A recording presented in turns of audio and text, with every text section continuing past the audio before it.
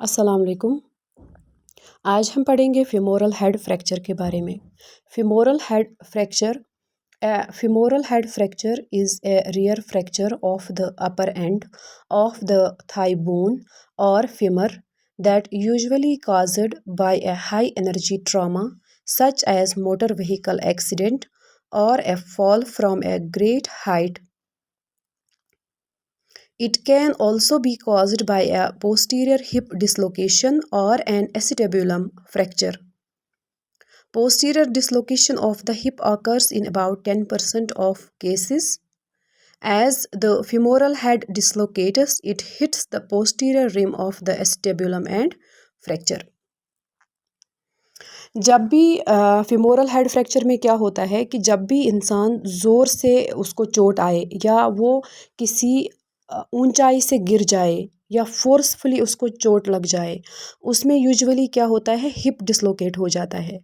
और hip dislocation की वजह से कभी कभी किसी पेशेंट में जो है वो फ्यूमर, जो हेड ऑफ फ्यूमर है, वो भी फ्रैक्चर हो जाता है। वो सिर्फ 10 या 15% जो है लोगों में देखने को मिलता है।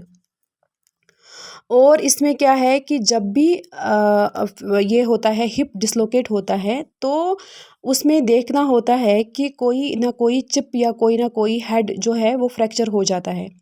और उसमें बहुत ज़्यादा ज़रूरी देखना है कि नी का भी, नी का जॉइंट है वो भी चेक करना पड़ेगा, उसका भी एग्जामिन करना चाहिए।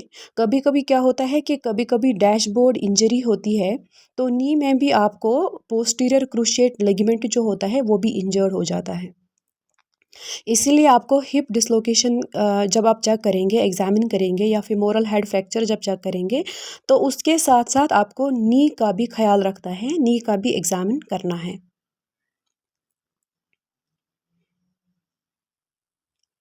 और आपको जब पेशेंट आपके पास आए तो उसमें शॉर्टनिंग होती है, बहुत ज़्यादा स्वेलिंग, सूजन हो जाता है और उसमें बहुत ज़्यादा पेन हो जाता है। तो उसके लिए आपको उसको पेशेंट को सीटी स्कैन करना पड़ेगा, जिसमें उसको चेक करना पड़ेगा कि उसको कौन सा टाइप ऑफ फ्रैक्चर हो गया है। तो जो फिमोरल हेड फ्रैक्चर है, इसमें 4 टाइप्स हैं। There are 4 types of fracture within the Pipkin fracture classification.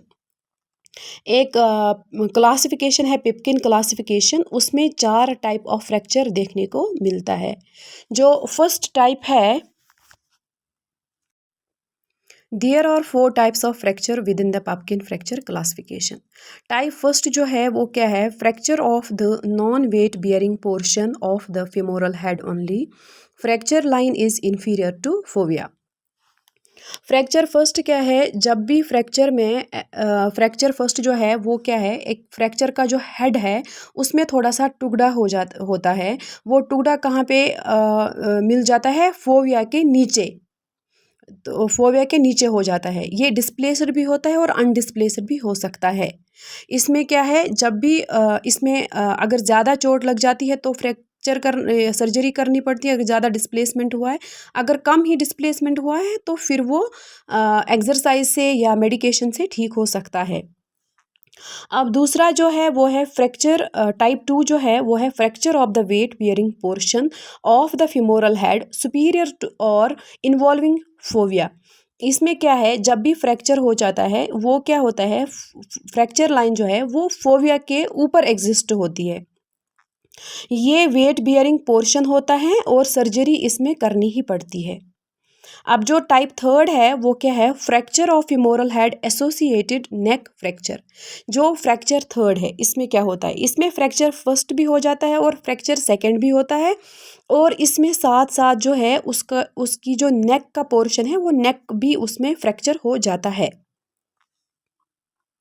और इसमें क्या है, अगर नेक फीमर फ्रैक्चर है तो आपको क्लोज्ड डिरेक्शन ट्राई नहीं करना चाहिए, क्योंकि वो फ्रैक्चर डिस्प्लेस्ड हो सकता है। उसके बाद है टाइप 4। टाइप 4 है any pattern of femoral head fracture and acetabular fracture coincides with Thompson and Epstein type 5, that is a dislocation with fracture through acetabular floor और femoral head. इसमें क्या है टाइप 4 में, इसमें फ्रैक्चर फर्स्ट भी होता है, फ्रैक्चर सेकंड भी होता है. जो टाइप फर्स्ट होता है और टाइप सेकंड जो फ्रैक्चर है वो भी हो जाता है, और उसमें साथ साथ एसिटेबुलर फ्रैक्चर भी हो जाता है.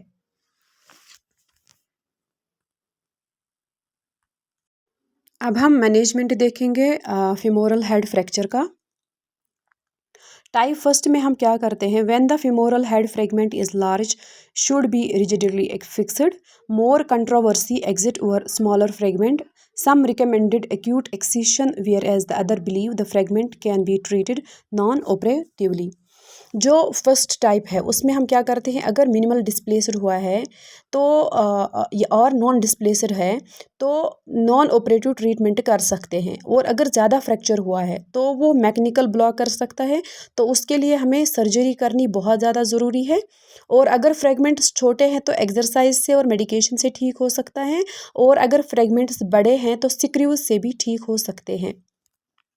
तो सेकंड जो है वो है एक्सिशन. टाइप 2 जो है, excision of large fragment will created instability and this is contraindicated. Open reduction internal fixation of the fragment either with the counter sunk 2.7 mm or 3.5 mm cortical screws or headless compression screws or headless compression screws, Hubbard screw. We typically use Smith-Patterson approach for pumpkin type first and type second. Type जो second है वो क्या है, अगर displacement 2 millimetre से ज़्यादा हुआ है या लूज फ्रेगमेंट है जॉइंट में, तो ये ऑपरेट करते हैं, उसमें ऑपरेट की ज़रूरत है. जो टाइप थर्ड है और इसमें क्या है, टाइप सेकंड में उसमें स्मिथ पैटर्सन अप्रोच भी यूज़ कर सकते हैं. और जो टाइप थर्ड है वो क्या है, पिपकिंस टाइप थर्ड फ्रैक्चर और rear and dot to guide management of injuries or lacking in young patient who usually proceed with open reduction internal fixation in older patient treated with hemi orthoplasty. जो type third है इसमें क्या है, इसमें head भी fracture होता है और कभी कभी नेक भी फ्रैक्चर होता है. और अगर नेक फ्रैक्चर हुआ है, अगर नेक डिस्प्लेस हुआ है तो क्या है, तो हम क्लोज रिडक्शन नहीं कर सकते हैं, तो क्योंकि वो जो है वो नेक और भी डिस्प्लेस हो सकता है, तो उसमें क्लोज रिडक्शन नहीं करना चाहिए. और इसमें हम स्मिथ अप्रोच और एंटीरियर अप्रोच से फ्रैक्चर का जो ये है जो फ्रैक्चर हुआ है उसमें वो फिक्स कर सकते हैं स्क्रूज से, या हम उसमें भी पैटर्सन अप्रोच और एंटीरियर अप्रोच यूज़ कर सकते हैं. और इसमें क्या है, जो यंग पेशेंट है उसमें क्या करते हैं, वो usually proceed with open reduction internal फ्लेक्सेशन.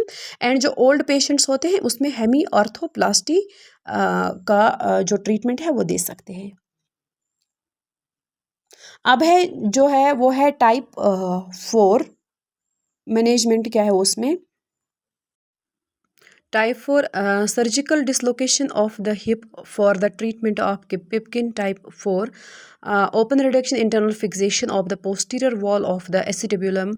Femoral head fracture require concurrently as directed by criteria for type first and type second injuries. पिपकिन 4 में क्या होता है कि उसमें में हम पोस्टीरियर अप्रोच यूज़ करते हैं, क्योंकि इसमें पोस्टीरियर एसिटिबुलर वॉल वो फ्रैक्चर होता है. तो स्टैंडर्ड अप्रोच इसकी होती है कि आप ग्रेटर ट्रोकेंटर जो है उसको ऑस्टियोमाइज करें और पोस्टीरियर अप्रोच ले लें. पोस्टीरियर अप्रोच से हम एसिटेबुलम को फिक्स कर देते हैं और ग्रेटर ट्रोकेंटर को एस्टियोटॉमी फैसिलिटेट करते हैं हिप डिसलोकेशन में. तो फिर एंटीरियर फ्रेगमेंट जो है वो फिक्स कर सकते हैं. एंटीरियर डिसलोकेशन अगर हिप का होता है तो फ्रैक्चर नहीं होता है हेड का. इसमें क्या होता है कि इम्पैक्शन फ्रेगमेंट होता है और इंडेंटेशन जो है वो इंडेंटेशन फ्रैक्चर होता है.